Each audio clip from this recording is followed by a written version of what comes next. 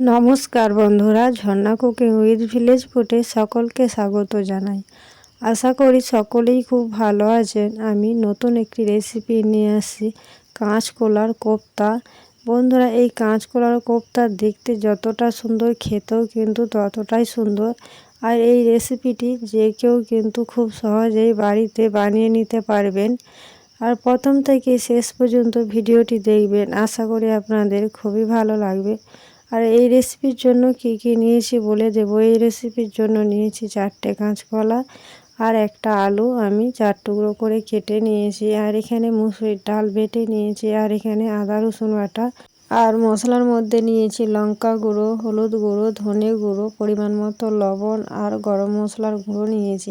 এরপর আমি কাঁচকলার আলু সেদ্ধ করার জন্য উনুন ধরিয়ে উনুনের উপরে কড়া বসিয়ে দিয়েছিলাম আর জল দিয়ে দিয়েছি।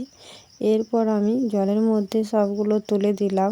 এরপর পরিমাণ মতো লবণ আর হলুদ গুঁড়ো দিয়ে ঢাকা দিয়ে দেব 8 থেকে 10 মিনিটের মতো। 8 থেকে 10 মিনিটের মতো ঢাকা দিয়েছিলাম। এরপর ঢাকা খুলে নিয়েছি। আর দেখুন বন্ধুরা, কাঁচকলার আলু খুব ভালো করে সেদ্ধ হয়ে গেছে। এরপর আমি এই পাত্রের মধ্যে ঢেলে নেব, দিয়ে এগুলোকে আমি ঠান্ডা করে নেব। ঠান্ডা হয়ে গেছে। এরপর আমি কাঁচকলার খোসাগুলো আমি ছাড়িয়ে নেব, দিয়ে মধ্যেখানে যে শাঁসটুকু আছে এটাই নেব। এরপর খুব ভালো করে আলুগুলো আমি ম্যাশ করে নেব। আলু আর কাঁচকলা একসঙ্গে ভালো করে ম্যাশ করে নেব। এরপর আমি যে মুসুর ডাল বেটে রেখেছিলাম সেটা দিলাম, আর আদা রসুন বাটা, আর এই প্লেটের মধ্যে যে মশলাগুলো নিয়েছিলাম সেগুলো সব দিয়ে দিলাম। আর দিলাম পেঁয়াজ কুচি। এরপর খুব ভালো করে আমি সব কিছুর সাথে মিশিয়ে নেব। আর বন্ধুরা, আমি এখানে মুসুরির ডাল ব্যবহার করলাম, আপনারা অন্য কিছু ডালও ব্যবহার করতে পারেন, আবার কিংবা বেসনও ব্যবহার করতে পারেন। আমি সব কিছু খুব ভালো করে মিশিয়ে নিয়েছি। এরপর এটা আমি রেখে দিলাম। আর এবার আবার হাত পরিষ্কার করে ধুয়ে আমি হাতের মধ্যে অল্প তেল মাখিয়ে নিয়েছি। এরপরে এই ডো থেকে অল্প অল্প নিয়ে আমি হাতের মধ্যে একটু মুঠো করে নিলাম, দিয়ে 2 হাতে তালু দিয়ে গোল করে একটু হাত দিয়ে চিপে দিলাম। দেখুন কত সুন্দর একটা কোপ্তা হয়ে গেছে।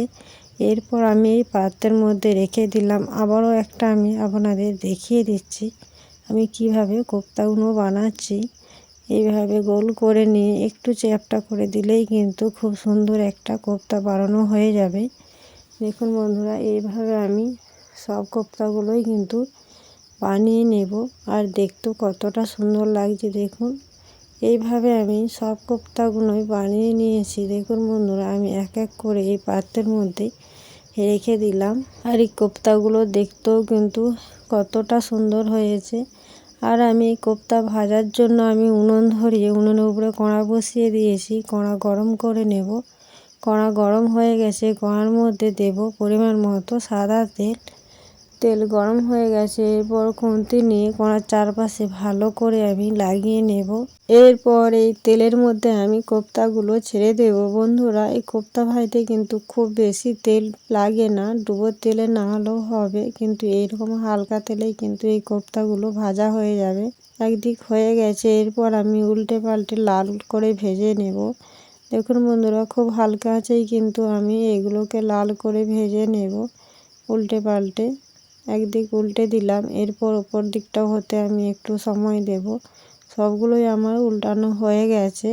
এইভাবে আমি কোপ্তাগুলো লাল করে ভেজে নেব। দেখুন বন্ধুরা, এই কোপ্তাগুলো কিন্তু আমি এইভাবেই পরিবেশন করে নেব।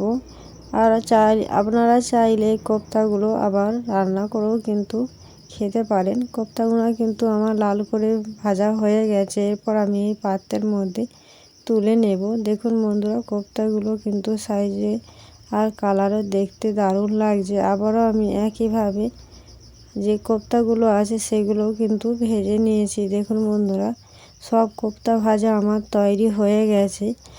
আশা করি আজকের ভিডিও আপনাদের ভালো লেগেছে। ভিডিওটি ভালো লাগলে লাইক করবেন, বন্ধুদের সঙ্গে শেয়ার করবেন। রেসিপিটি কেমন লাগলো অবশ্যই কমেন্ট করে জানাবেন।